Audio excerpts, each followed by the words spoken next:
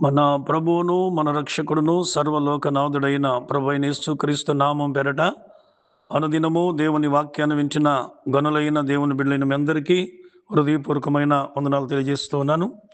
దేవుని బిడ్డలారా, దేవుని వాక్యాన్ని చదువుకొని దేవుని మాటలు మనం ధ్యానం చేద్దామా? యెషయా గ్రంథము 26వ అధ్యాయము 9వ వచనములో మొదటి భాగాన్ని చదువుకొని దేవుని మాటలు మనం ధ్యానం చేద్దాం. రాత్రి వేళ నా ప్రాణము నిన్ను ఆశించుచున్నది. దేవుని బిడ్డలారా, ఈరోజు ఈ యెషయా గ్రంథము 26వ అధ్యాయము 9వ వచనములో ఒక మాటను నేను మీకు జ్ఞాపకం చేయాలని ఆశపడుతూ ఉన్నాను. రాత్రి వేళ. సహజంగా నేను మిమ్మల్ని అడిగితే, రాత్రి భూమి మీద సృష్టికర్తైన దేవుడు రాత్రిని పగలను రెండుటను కూడా కలుగు చేసిన వాడు దేవుడే. అయితే దేవుడు కలుగు చేసినటువంటి ఈ సృష్టిలో పగలు మానవుడు పనిచేసి తను జీవించడానికి కావలసినటువంటి ఏదో ఒక కష్టాన్ని, ఏదో ఒక చేతి పనిని, వ్యవసాయమో ఉద్యోగమో చేసి తను జీవించడానికి, కుటుంబాన్ని పోషించుకోవటానికి ప్రతి మానవుడు కష్టపడతాడు. అది సాఫ్ట్వేరా, అది ప్రభుత్వ ఉద్యోగాల, వ్యాపారాల, వారు చేసేటువంటి ఏ రంగమైనప్పటికీ పగటి వేళ ఎక్కువ శాతము మానవుడు కష్టపడి పనిచేస్తూ ఉంటాడు. రెండవది, దేవుని బిడ్డలారా, రాత్రి వేళ దేవుడు దేని కొరకు మానవుని కొరకు ఇచ్చాడంటే, ఆ రాత్రి విశ్రాంతి తీసుకోవడానికి మానవుల కొరకు దేవుడు సృష్టిలో కలుగు చేసినటువంటి వాస్తవము మానవ కోటి మొత్తానికి మనకు తెలుసు. దీనికి చదువున్నా చదువు లేకపోయినా మనందరికీ తెలుసు. అయితే రాత్రి వేళ చాలామంది దేవుని బిడ్డలారా, ఎక్కువ శాతము 100కి ఇంచుమించుగా 80% అందరూ రాత్రి వేళ విశ్రాంతి తీసుకుంటారు, నిద్ర పడకు వెళతాం.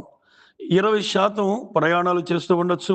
వాహనాలు తోలేవారు, బస్సులు తోలేవారు, ట్రైన్ తోలేవారు, ఫ్లైట్, రకరకాల ప్రయాణాలు చేసేవాళ్ళు కూడా రాత్రి వేళ చాలామంది ప్రయాణం చేస్తూ ఉంటారు. అయితే గమనించండి, అయితే రాత్రి వేళ మనం గమనించినప్పుడు కొందరు దొంగతనాలు చేస్తూ ఉంటారు. రాత్రి వేళ దేవుని బిడ్డలారా కొందరు నరహత్యలు చేస్తూ ఉంటారు. రాత్రి వేళ కొంతమంది దేవుని బిడ్డలారా కన్నాలు వేస్తూ ఉంటారు, దోచుకుంటూ ఉంటారు. రాత్రి వేళ దేవుని పాపం చేస్తూ ఉంటారు, అక్రమాలు చేస్తూ ఉంటారు. రాత్రి చీకటి, ఈ చీకటి వేళ చీకటి కార్యక్రమాలు చేసేటువంటి పరిస్థితులు లోకములో కూడా కనబడుతూ ఉన్నాయి, జరుగుతూ ఉంటాయి.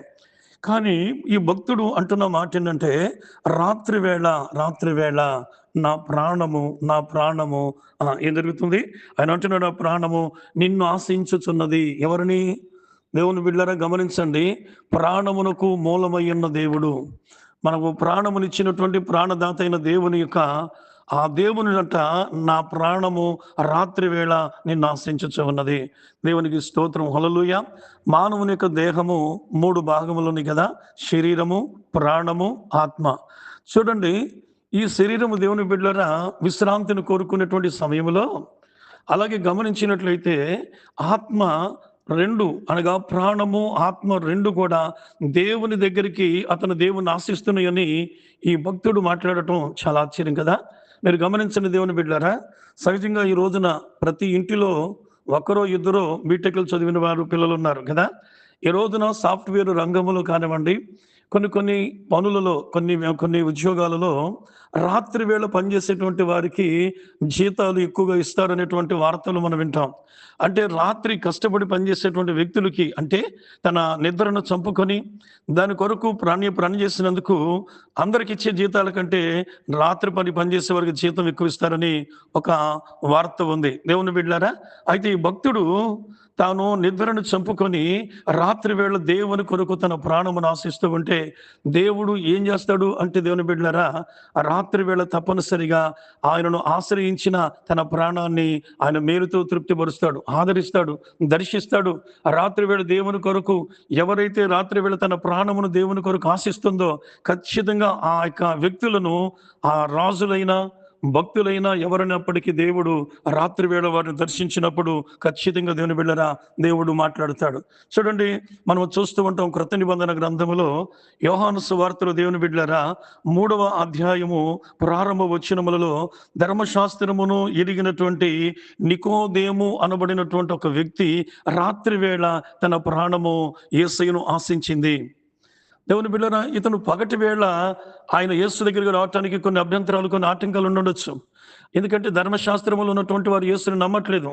కానీ రాత్రి వేళ ప్రభువు దగ్గరికి ఆయన తన ప్రాణం ఆశించినప్పుడు నికోదేముతో దేవుడు మాట్లాడాడు.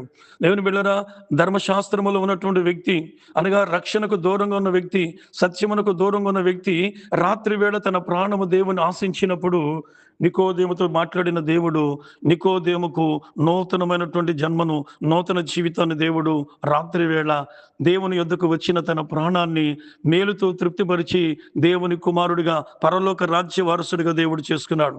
అంటే నేను చెప్పే అంశం దేవుని బిడ్డలారా, రాత్రి వేళ నీ ప్రాణము దేవుని కొరకు ఆశిస్తే అప్పటి వరకు నీ ఆత్మీయ జీవితంలో, ఆధ్యాత్మిక జీవితంలో, శారీరక జీవితంలో నీకు ఏదైతే కొదువుందో, ఏదైతే లోటు ఉందో అది తప్పనిసరిగా దేవుడు సరిచేసి దాన్ని తొలగించి ఏది నీకు ఇవ్వాలో అది ఇవ్వటానికి దేవుని దగ్గర గొప్ప బహుమానం నీ కొరకు ఉందని మర్చిపోవద్దు.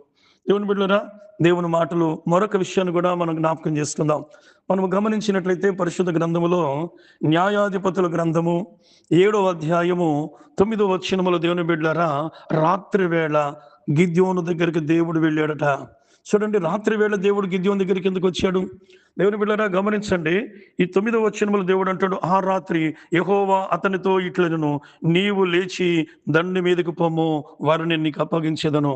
దేవుడు రాత్రి వేళ గిద్యోను అనబడినటువంటి ఆ వ్యక్తితో దేవుడు మాట్లాడుతూ, నువ్వు లేచి ఇశ్రాయేలుడి మీదకి, అనగా నీ స్వజనుల మీదకి, నీ ఇంటి మీదకి, ఈ రోజు మీ గుడారాలలో ఉండకుండా మిమ్మల్ని చెదురు కొట్టిన శత్రువుల మీదకి ఈ రాత్రి లేచిన వెళ్ళు, ఆ శత్రువునికి అప్పగిస్తానని దేవుడు రాత్రి వేళే దేవుడు తనతో మాట్లాడుతూ ఉన్నాడు.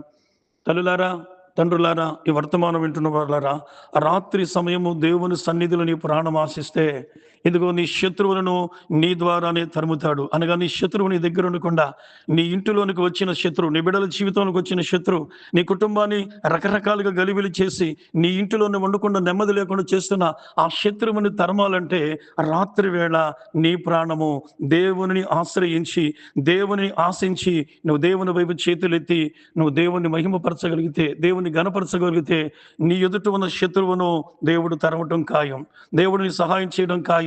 ఎందుకో తెలుసా? నువ్వు ప్రత్యేకంగా రాత్రి వేళ నీకున్నటువంటి నీ శరీర సంబంధమైనటువంటి నిద్రను లేక విశ్రాంతిని కోరుకోకుండా ప్రభువు దగ్గర నీ ప్రాణం ఆశించింది చూడు, దాన్ని బట్టి నీ దేవుడు నీకు ఉపకారం చేయడానికి మంచి మనస్సు కలిగిన వాడు. ఎందుకు తెలుసా?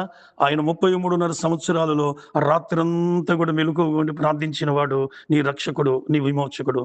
కనుక రాత్రి వేళ నువ్వు దేని కొరకు నువ్వు సమయాన్ని గడుపుతున్నావో నిన్ను పరిశీలన చేసుకొని రాత్రి వేళ దేవుని నీ ప్రాణం ఆశిస్తే నీకు ఉపకారం దొరుకుతుంది. ప్రార్థన. ప్రేమగల తండ్రి, నీకు వందనాలు. ఈ వర్తమానం వింటున్న ప్రతి ఒక్కరికి నాయన, ఈ లేఖనాలలో ఈరోజు చెప్పిన ఈ అంశం ప్రకారము రాత్రి వేళ వారి ప్రాణముని నాశించే విధముగా ఆ బిడ్డలు ప్రభు తీర్మానం కలిగి ఉండి కృప దయచేయమని యేసయ్య నామమున అడుగుచున్నాము తండ్రి. ఆమేన్.